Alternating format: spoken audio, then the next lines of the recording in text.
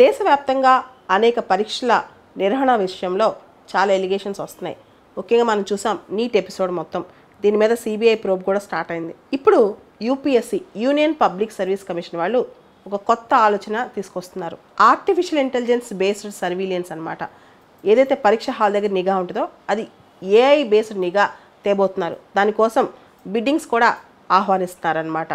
దీనిలో పరీక్ష హాలు లోపల సీటింగ్ అరేంజ్మెంటు, ఫర్నిచర్ అరేంజ్మెంటు, పరీక్ష హాల్లో ఇన్విజిలేటర్ ఎలా బిహేవ్ చేస్తున్నారు, అక్కడి నుంచి ఎగ్జిట్ ఎంట్రీలో ఎవరైనా అనుమానాస్పదంగా ఉన్నారా, పరీక్ష హాల్ లోపల ఏదైనా అనుమానాస్పద అంశాలు ఉంటాయా, ఇలా అనేక అంశాలను కనిపెట్టడానికి మానవులు లేకుండా కేవలం ఏఐతో, అంటే మనుషులు ఉంటారు, దీంతో పాటు ఆర్టిఫిషియల్ ఇంటెలిజెన్స్ పూర్తి స్థాయిలో నిఘా.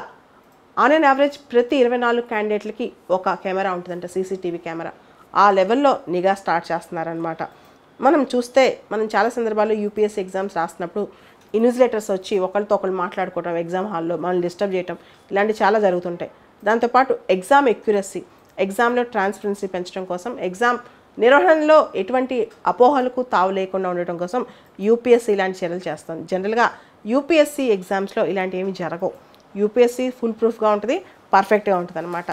యూపీఎస్సీ దాదాపు 14 రిక్రూట్మెంట్ ఎగ్జామ్స్కి కీలక పాత్ర పోషిస్తాయి. గ్రూప్ ఏ అండ్ గ్రూప్ బిలో క్రీమ్ పోస్టులు, సివిల్ సర్వీస్ ఎగ్జామ్, దానిలో ప్రెస్టీజియస్ ఎగ్జామ్.